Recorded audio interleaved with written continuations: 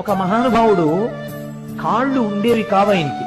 ఆయన అరుణగిరికి ప్రదక్షిణం చేద్దామని కేవలం పిరుదుల మీద డేకుతూ వెడుతున్నాడు.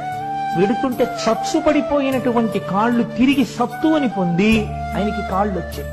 అరుణాచల ప్రదక్షిణం, అరుణగిరి ప్రదక్షిణం అంత గొప్పది. ఒకానొకప్పుడు ఒక సంపన్నురాలు తిరువణ్ణామలై రైల్వే స్టేషన్ లో దిగి ఒక పెళ్లికి వెళ్లడం కోసమని తిరువణ్ణామలై వచ్చి ఒక జట్కా మాట్లాడుకుని వెడుతూ ఉంటే ఆ జట్కా వాడు ఆ కొండలలోకి అరణ్యంలోకి తీసుకుపోతున్నాడు. ఆవిడ, ఇదేమిటి ఇలా తీసుకెళ్తున్నావు అంటే, నోరు విప్పితే చంపేస్తాను, భగవానుడు ఇక్కడే కొండ రూపంలో ఉన్నాడు, నన్ను రక్షిస్తాడని ఆవిడ జట్కాలో కూర్చుని అరుణాచల శివ, అరుణాచల శివ, అరుణాచల శివ అని 3 మాటలన్నారు.